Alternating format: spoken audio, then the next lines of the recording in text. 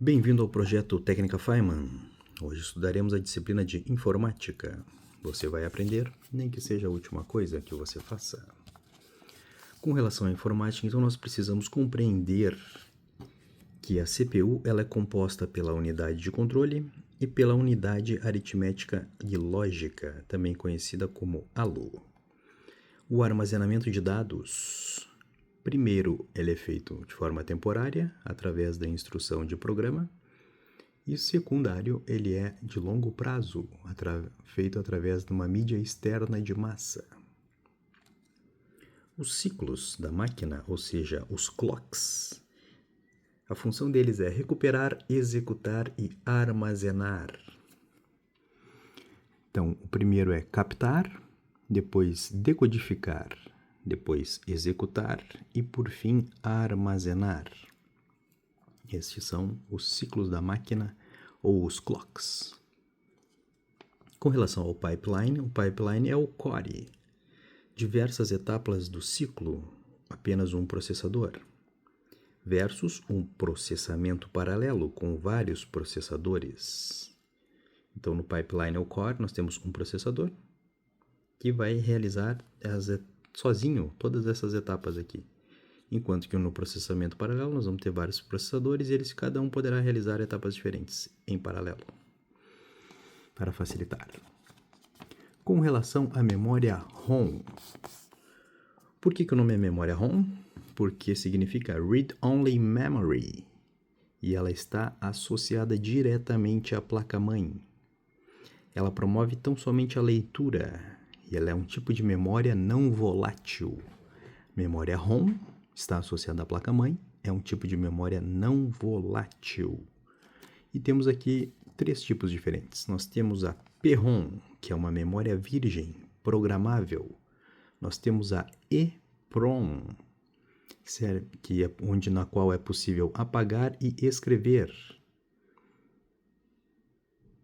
E nós temos a EEPROM, na qual é possível apagar eletronicamente.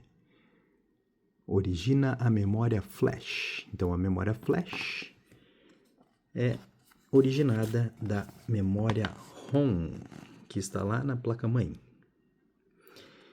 Um detalhe é que o tipo de memória EEPROM só é possível apagar com luz ultravioleta. Caso contrário, não é possível apagar mais. Detalhe diferenciado. Com relação à memória primária, ou seja, a memória essencial. Em termos de velocidade versus armazenamento, nós temos os registradores, o cache, a memória RAM e a memória ROM.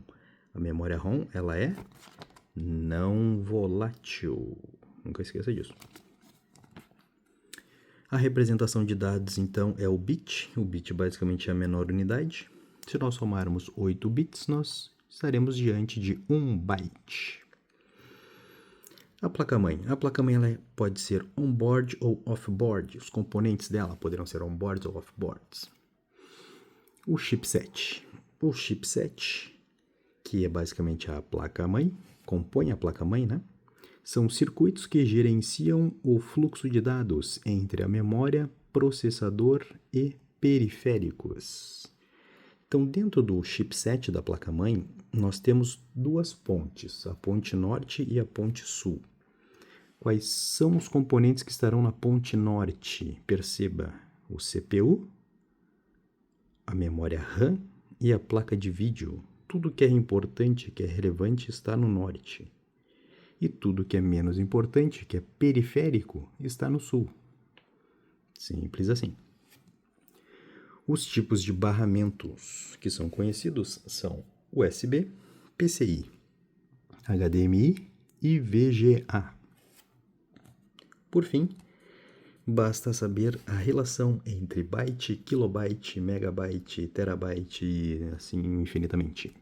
Como você pode perceber, basta que multiplique por 10 na 3. Na verdade, a multiplicação deveria ser por 1024 cada vez. Mas para facilitar os cálculos é multiplicando por 10 na 3. De byte para kilobyte, 10 na 3, 10 na 6, 10 na 9 e assim vai infinitamente.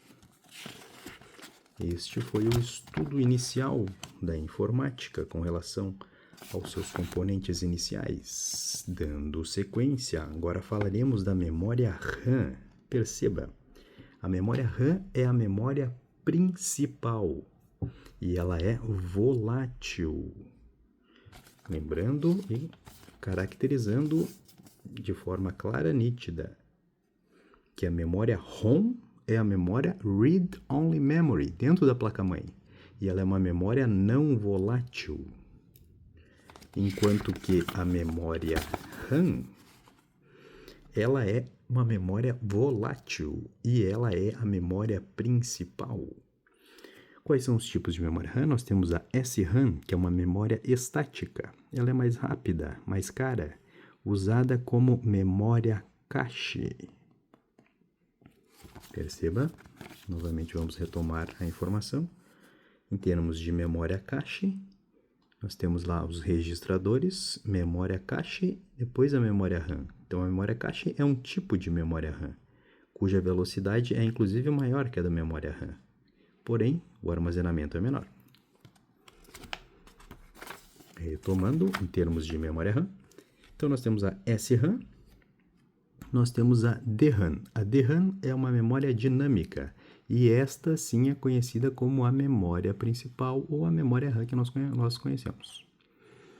Ainda é possível termos um tipo de memória SDRAM, com uma informação por clock, com essa capacidade de processamento, e as memórias conhecidas como as DDRs, DDRAM, que são 2 informações por clock. Essas são as informações com relação à memória RAM. E com relação ao software? Com relação ao software, é possível que ele seja livre ou proprietário. Um software basicamente é um programa, e se ele for um software livre, as características dele serão: o código-fonte dele é aberto, GNU e GPL são as licenças. Os tipos de licenças de um software livre serão GNU e GPL. Características dele: uso irrestrito. É um software no qual é possível estudar o código-fonte, uma vez que o código-fonte é aberto. É possível, inclusive, modificar esse código-fonte e é possível redistribuí-lo depois de modificado. Enquanto que um software proprietário é um software comercial. Contudo, o código-fonte geralmente dele é fechado. Perceba a diferença. Num software livre, o código-fonte é aberto. Em um software proprietário, o código-fonte geralmente é fechado. Contudo, se for um caso de software open source, apesar de ser um software proprietário, ou seja, comerciável, ele ainda assim terá a possibilidade de código aberto. Então, código aberto, tanto o software livre quanto o software proprietário podem ter código aberto. Basta que o proprietário seja do tipo open source. Interessante, não é mesmo? E com relação à distribuição e licenciamento de softwares, nós temos alguns tipos. Então, se for um software full, será o software completo. Se for um software demo, ele terá a sua limitação de funcionalidade. Se for um software do tipo shareware, nós teremos um trial, um período de tempo para utilizá-lo. Se for do tipo freeware, ele será distribuído gratuitamente. E se for do tipo OEM, será do fabricante, já vem de fábrica o software instalado. Não tem o que fazer daí. Os tipos de software poderão ser sistemas operacionais, aplicativos, malwares, ou seja, vírus, firmware, ou seja, BIOS da ROM, são softwares de baixo nível, softwares do tipo utilitários, como manutenção e backup, e drivers. Drivers são controladores de hardwares.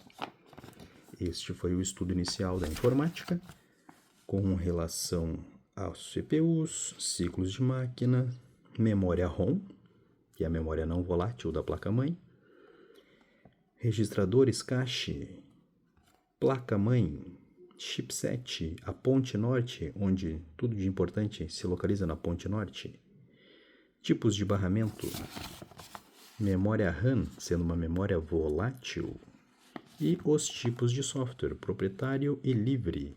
Lembrando, ambos podem ter código aberto, tanto livre quanto proprietário, desde que o proprietário seja open source. E por fim, os tipos de distribuição e licenciamento.